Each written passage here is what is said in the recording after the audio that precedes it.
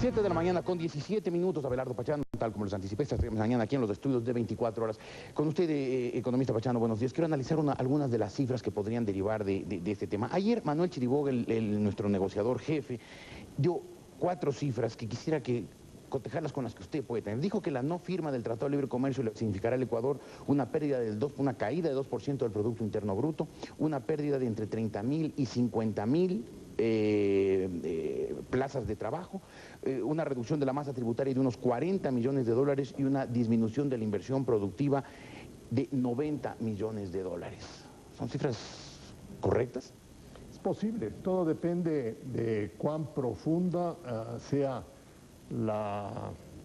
los efectos que tenga que recibir el Ecuador como consecuencia de la exclusión en la negociación del Tratado de Libre Comercio y de la aplicación de otras normas de retaliación por parte de los Estados Unidos, que indiscutiblemente es posible que lo haga, dada la figura de confiscación o de expropiación que nace de la decisión de la caducidad tomada por el Estado ecuatoriano. ¿Confiscación? ¿Es esa la palabra? ¿No es aplicación de la ley? La Constitución del Ecuador, que fue expedida con posterioridad a la ley de hidrocarburos, prohíbe de manera expresa que el Estado pueda nacionalizar, pueda expropiar, pueda tomarse cualquier tipo de bien privado sin el pago justo al propietario de dicho bien. Y dice expresamente que está prohibida la expropiación y la confiscación a título gratuito. Y esta es una confiscación. La caducidad y el artículo pertinente de la ley de hidrocarburos determina que se transfieren al Estado todas las propiedades de la compañía concesionaria de este contrato, en este caso Occidental, sin pago alguno, es decir, sin compensación alguna. ¿Eso le significará a la OXI pérdida de cuánto?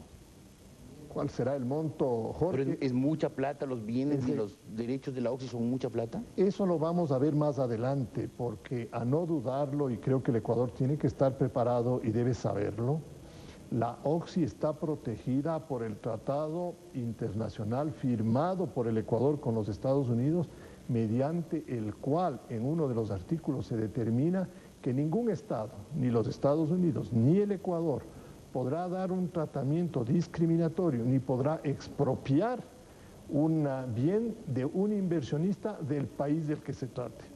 En este caso, la OXI ya ha hecho uso de ese tratado y por otras disposiciones del mismo ha obtenido un fallo favorable para la devolución de 75 millones de dólares del IVA pagado por ellos en un litigio que tuvo con el Estado. Ahora, el Ecuador no tomó una decisión soberana al... Tomó una decisión soberana. ¿Y entonces? Es obvio.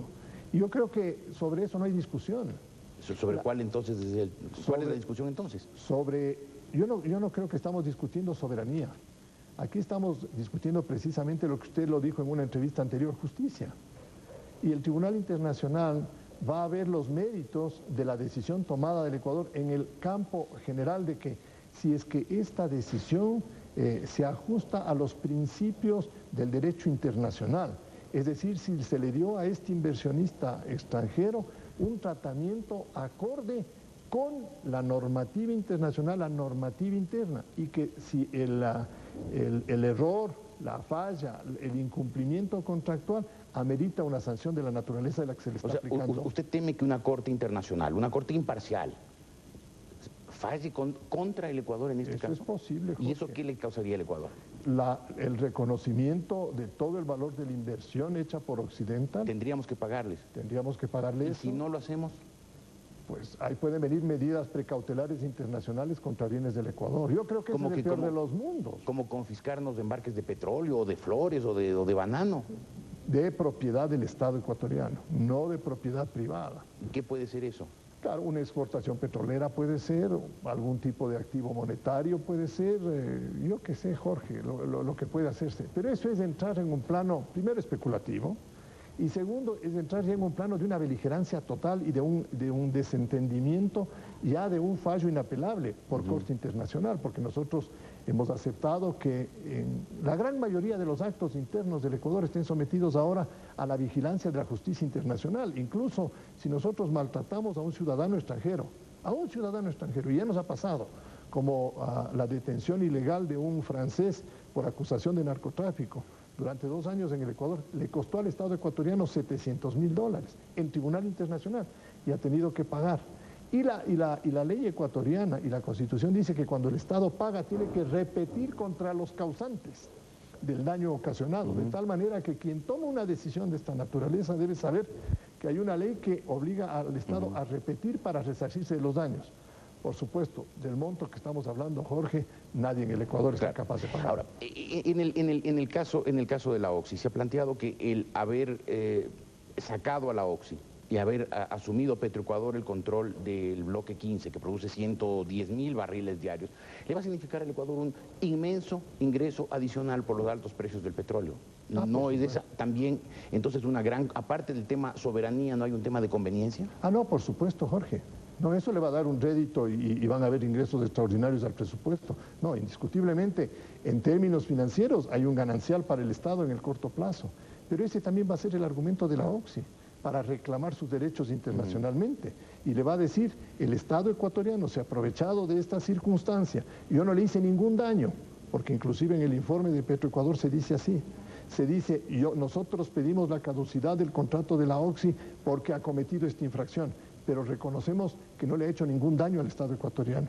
Y ese propio informe de Petroecuador, a no dudarlo, lo va a usar la Oxy en las cortes internacionales y nos van a caer a nosotros. Es obvio, Jorge. Ahora, ¿no le parece una buena idea que Petroecuador maneje ese bloque? No sé, a mí me parece que es absolutamente contrario al interés nacional. ¿Por qué? Aquí le tengo un ejemplo de la historia de Petroecuador. Esa cámara, por favor. La historia de Petroecuador en el manejo del negocio petrolero.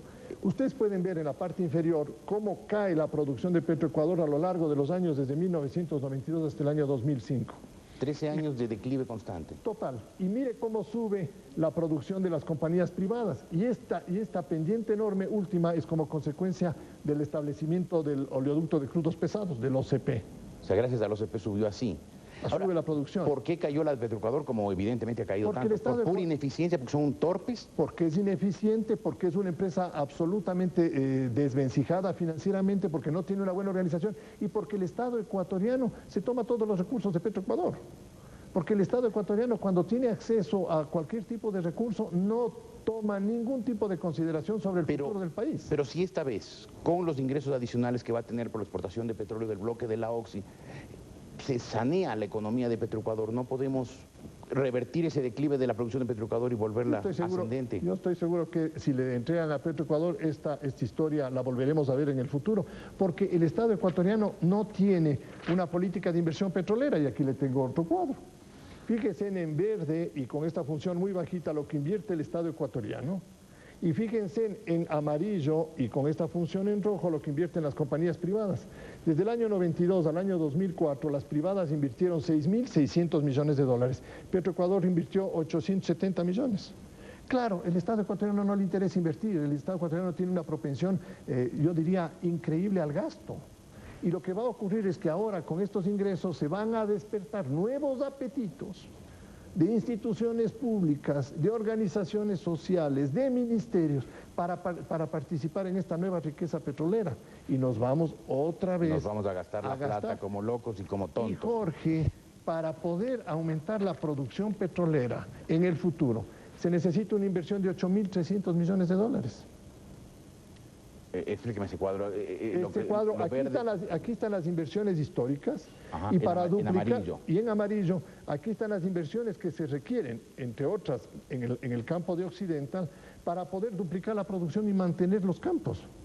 O sea, Occidental tenía que hacer muchas inversiones para mantener Todos tienen que hacer mucho. Y ahora va a tener que hacer esas Petroecuador. Claro, los tendría que hacer Petroecuador. Y fíjese que acá abajo asoma como que Petroecuador no iba a hacer absolutamente nada porque no tiene ninguna capacidad financiera. Porque el Estado ecuatoriano, Jorge, en la historia de los últimos años ha demostrado ser una organización dentro de nuestra sociedad absolutamente irresponsable en la forma como gasta los recursos.